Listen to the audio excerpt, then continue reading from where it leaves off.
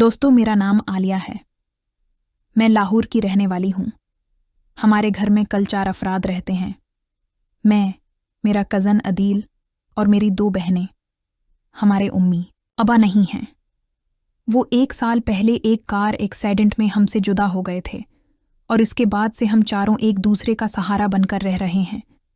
मेरी छोटी बहन का नाम वानिया है और सबसे छोटी का नाम मरियम है। हमारा घर एक बहुत बड़े बंगले पर मुश्तमिल है जहां हर आसाइश मौजूद है। उम्मी अबा के अलावा हमारे पास हर चीज़ की कमी नहीं है। हम वाकई बहुत अमीर लोग हैं। उनके चले जाने के बाद अदील ने, जो हम सबसे बड़ा है, घर और कारोबार की जिम्मेदारी संभाल ली थी। वो हमारा सरबराह, हमारा मुहाफिज और हमारा सब कुछ बन गया था। उसने अपनी पूरी जवानी हम 3 बहनों की परवरिश और खुशियों पर कुर्बान कर दी। एक दिन की बात है, मैंने अदील के कमरे में जाकर उसका एक ज़रूरी दस्तावेज देना था। दरवाज़ा खुला था, इसलिए मैं अंदर चली गई। वो फ़ोन पर किसी से बात कर रहा था। मैंने खामोशी से उसकी मेज़ पर दस्तावेज रखी और बाहर निकलने ही वाली थी कि मेरे कान मैं उसकी बातें पढ़ने लगी। वो अपने किसी दोस्त से कह रहा था, अरे यार, अब तो मैंने फैसला कर लिया है, शादी करनी है। तुम्हारी नज़र में कोई अच्छी लड़की हो तो बताओ। अगर तुमने मेरी शादी करवाई तो मैं तुम्हें अपनी आधी दौलत दे दूंगा। सच कह रहा हूं। ये सुनते ही मेरे जिस्म के रोंगटे खड़े हो गए। मेरा दिल धक से रह गया। अदील ऐसा कैसे कर सकता है? शादी? फिर वो हमारे साथ कहाँ रहेगा? इसकी बीवी हमें पसंद भी करेगी? और आधी दौलत? ये दौलत तो हमारी है, हम चारों की है। उसने अपनी मर्जी से उसे बांटना कैसे है?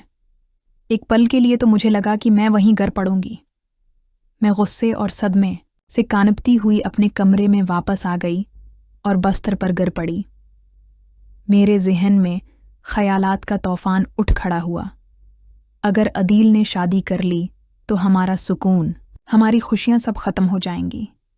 वो हमारे साथ वक्त नहीं गुजारेगा। इसकी बीवी हमारे ताल्लुकात में दीवार बन जाएगी। और सबसे बढ़कर वो आधी दौलत किसी अजनबी औरत को दे देगा। नहीं, ऐसा हरगिज़ नहीं होने दे सकती।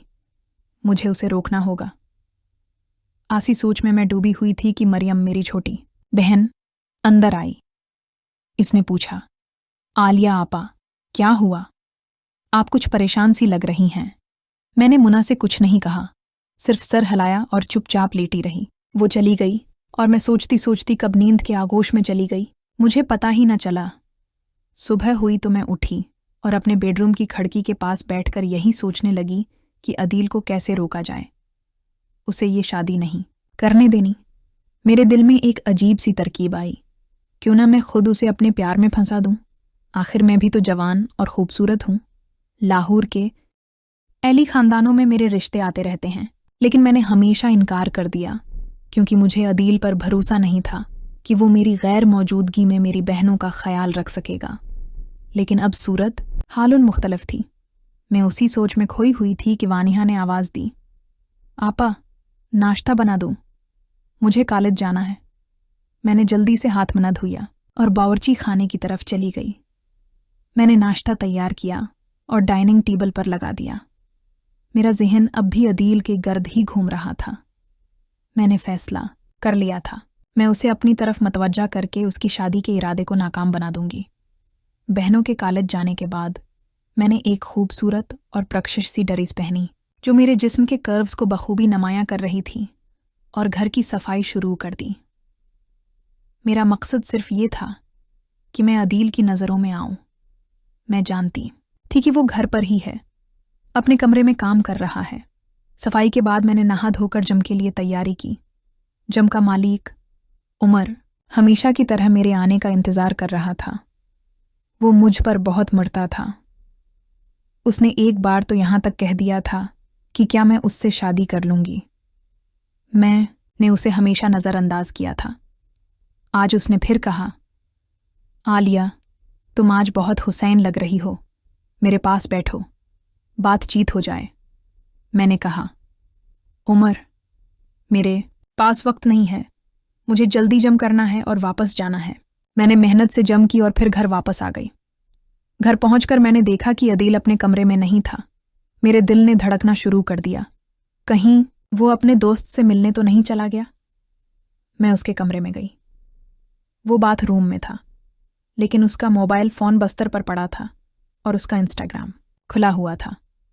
एक लम्हे के लिए मेरे जहन में ख्याल आया। मैंने जल्दी से अपना फ़ोन निकाला, उसकी इंस्टाग्राम आईडी की एक स्क्रीनशॉट ले ली और वहां से बाहर आ गई। मेरे जहन में एक नई तरकीब ने जन्म लिया। मैंने एक जाली इंस्टाग्राम अकाउंट बनाया, एक खूबसूरत सी प्रोफाइल पिक्चर लगाई जिसमें चेहरा साफ नज़र ना आता हो और अदील को फॉलो और मैसेज कर दिया। मैंने लिखा, हेलो, मेरा नाम मरियम है। आपके दोस्त आसिफ ने मुझे आपका रेफरेंस दिया था, कहा कि आप एक अच्छे इंसान हैं। थोड़ी देर बाद ही अदील ने मुझे फॉलो बैक कर दिया और जवाब दिया, हेलो मरियम, आसिफ ने आपको मेरा कैसे पता दिया? मैंने लिखा। उसने कहा, आपको एक हमसफ़र की तलाश है। मैंने सोचा क्यों ना बात करके देखूं। अदील का जवाब फौरी आया, जी हाँ, ये बात दरस्त है। मैं एक संजीदा रिश्ता तलाश कर रहा हूं। मैंने अपनी एक और फोटो भेजी, फिर भी चेहरे वाली नहीं, और कहा, पहले आप मुझे अच्छी तरह जान लीजिए, फिर फैसला कीजिएगा। उसके बाद मैंने खाना पकाना शुरू कर दिया। शाम हो चुकी थी और मेरी बहनें वापस आ गई थीं। हम सब ने मिलकर खाना खाया। खाने के दौरान मैंने अदील के चेहरे को घूरते हुए उसकी रिएक्शंस को देखने की कोशिश की, लेकिन वो हमेशा की तरह संजीदा और अपने ख्यालात में गुम था। रात को मैं उसके कमरे में पानी का गिलास लेकर गई। मैंने दरवाज़ा खटखटाया। उसने अंदर आने को कहा। मैं अंदर गई और जानबूझकर अपना पाँव फसलने का ड्रामा किया और फर्श पर गिर गई। अदील ने फौरी तौर पर मेरी तरफ देखा और एक पल के लिए इसकी नज़रों में तशवीश के साथ साथ कुछ और भी था, शायद हैरत या कोई जज्बा। लेकिन उसने फौरी नज़र हटा ली और पूछा, ठीक हो तुम? मैंने कहा, जी हाँ, बस ज़रा सी चोट आई है। ये लो पानी। मैंने गिलास मेज़ पर रखा और बाहर आ गई। अगले दिन से मैंने अपनी हिकमत अमली को दोगुना कर दिया। मैंने और खूबसूरत कपड़े पहने, मुज़ाहमती अंदाज अपनाया और हर मौके पर उसके सामने आई।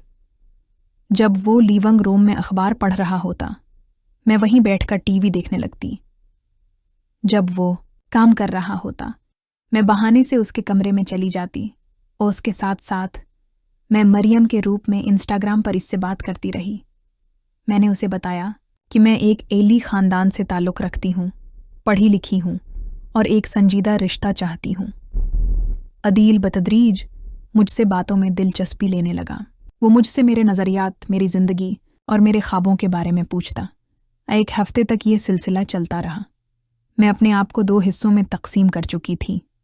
एक वो आलिया जो घर में अदील को अपनी तरफ मतवजा करने की कोशिशों में मसरूफ़ थी, और दूसरी वो मरियम जो ऑनलाइन उसके दिल में घर करती जा रही थी। एक शाम जब मैं इंस्टाग्राम पर इससे बात कर रही थी, अदील ने लिखा, मरियम, तुम वाकई एक समझदार लड़की लगती हो, तुमसे बात करके अच्छा लगता है। मैंने जवाब दिया, शुक्रिया, आप भी तो बहुत अच्छे हैं। आसिफ ने ठीक ही कहा था। उसने पूछा, कब मुलाकात होगी तुम्हारी? मैं तुमसे मिलना चाहता हूँ। ये सुनकर मेरे हाथों से पसीना आने लगा। मैंने लिखा, ज़रा मज़ीद वक्त दीजिए, मैं अभी तैयार नहीं हूँ। उधर उसली ज़िंदगी में मेरे मुसलसल करीब आने की कोशिशों का कुछ असर होना शुरू हुआ था। एक दिन मैं बावर्ची खाने में खाना बना रही थी कि अदील अंदर आया।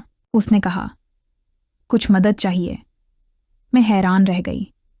ये पहला मौके था जब वो खुद बावर्ची खाने में आया था। मैंने मुस्कुराते हुए कहा, जी हाँ, ज़रा ये सब्जियां काट दो। हम दोनों खामोशी से खाना तैयार करने लगे। मैंने महसूस किया कि वो कभी कभार मेरी तरफ देख लेता था। मैंने उस मौके को गनीमत जानते हुए इससे मामूली सी बातचीत शुरू की। आज आफस में कैसा रहा? मैंने पूछा।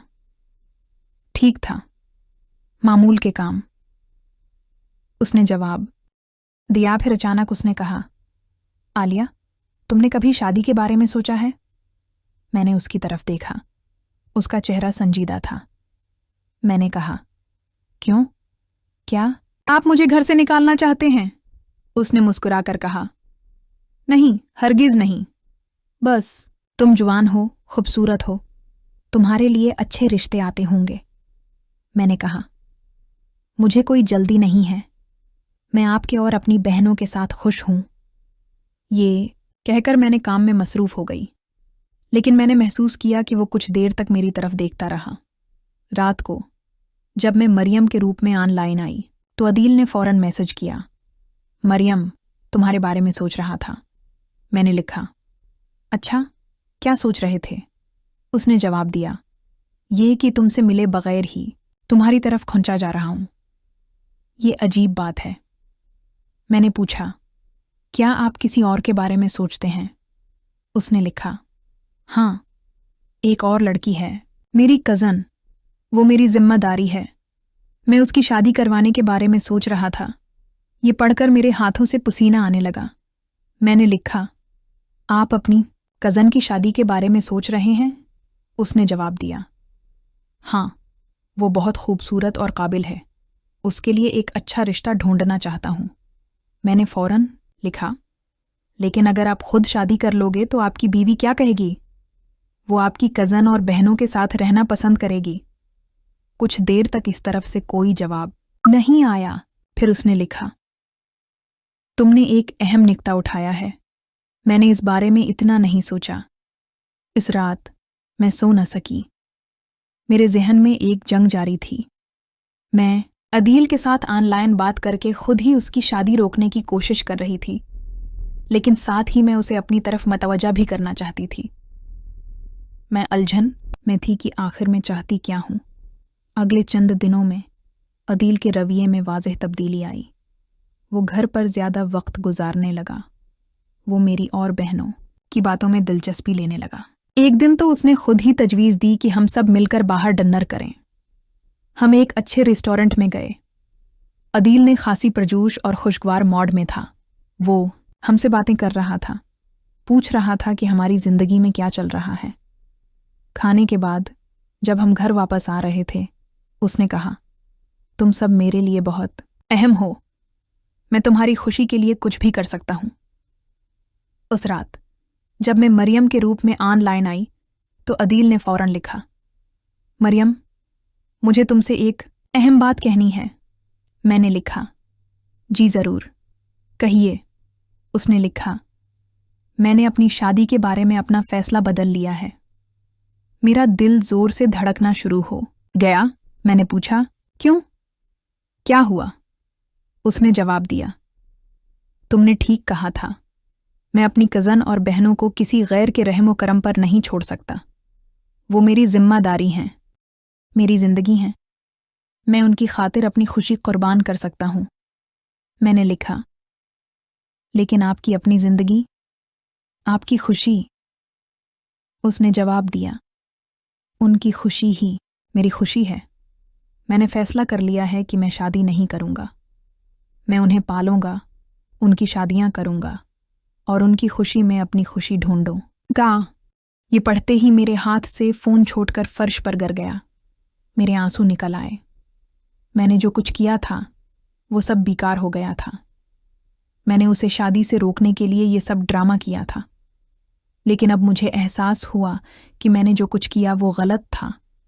मैंने फ़ोन उठाया और लिखा, लेकिन आपको अपने लिए भी जीना चाहिए, आपकी खुशी भी अहम है।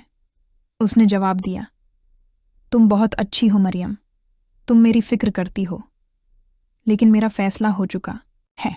तुम्हारा शुक्रिया कि तुमने मेरी ज़िंदगी में आई और मुझे समझाया, लेकिन अब मुझे लगता है कि हमें बातचीत बंद कर देनी चाहिए। मैंने हैरत से पूछा, क्यों? उसने लिखा, क्योंकि मैं तुम्हारी तरफ मतवजा हो रहा था, लेकिन अब मैंने फैसला कर लिया है कि मैं किसी से भी ताल्लुक़ नहीं रखूंगा। तुम अच्छी लड़की हो, तुम्हें अपने लिए किसी अच्छे इंसान की तलाश करनी चाहिए। ये कहकर उसने मैसेजिंग बंद कर दी। मैं बेहस व हरकत बैठी रही। मेरे आंसू बह रहे थे। मुझे एहसास हुआ कि मैंने क्या खोया है। मैंने न सिर्फ अदील को अपनी तरफ मतवजा करने का मौका खो दिया, बल्कि उसे एक ऐसे फैसले पर मजबूर कर दिया जिससे वो खुद को हमेशा के लिए कुर्बान कर देगा।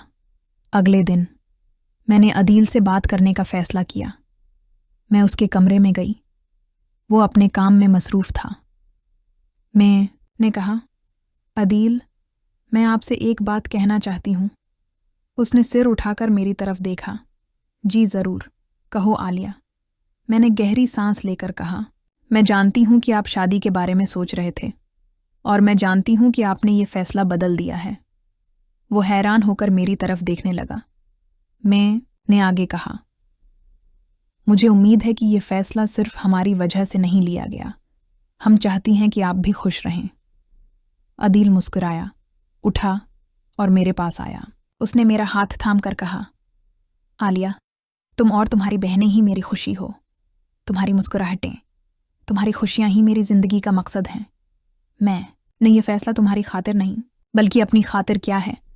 मैं तुम सबके बगैर खुश नहीं रह सकता। ये कहकर उसने मेरा हाथ छोड़ दिया और बाहर चला गया। मैं वहीं खड़ी रह गई। इसके अल्फाज मेरे कानों में गूंज रहे थे। मुझे एहसास हुआ कि मैंने उसके कुर्बानी के जज्बे को समझा ही नहीं था। इस दिन के बाद मैंने अपनी तमाम तरकीबें तुर्क कर दें। मैंने मरियम का अकाउंट डिलीट कर दिया। मैंने अदील के सामने अपना असल रूप दिखाना शुरू किया। मैंने उसकी कदर की, उसकी मेहनत की तारीफ की और उसके साथ एक सच्चा रिश्ता उस्तवार किया। आज कई महीने गुजर चुके हैं। अदील अब भी शादी नहीं करना चाहता, लेकिन अब मैं उसके फैसले का एहतराम करती हूँ। मैंने सीखा है कि मोहब्बत और खुशी की तारीफ हर शख्स के लिए मुख्तलिफ होती है। अदील की खुशी हमारी खुशी में है और हमारी खुशी उसकी मौजूदगी में। कभी कभार मैं सोचती हूँ कि क्या होता अगर मैंने वो जाली खेल न किया होता। शायद अदील की शादी हो गई होती और हम सब की ज़िंदगी मुख्तलिफ होती। लेकिन फिर मैं उस थूट को अपने जहन से निकाल देती हूँ, क्योंकि अब मैं जानती हूँ कि हमारे दरमियान जो मोहब्बत और एतमाद है वो किसी भी दौलत से ज़्यादा कीमती है और यही हमारी असल दौलत है जो हमेशा हमारे साथ रहेगी।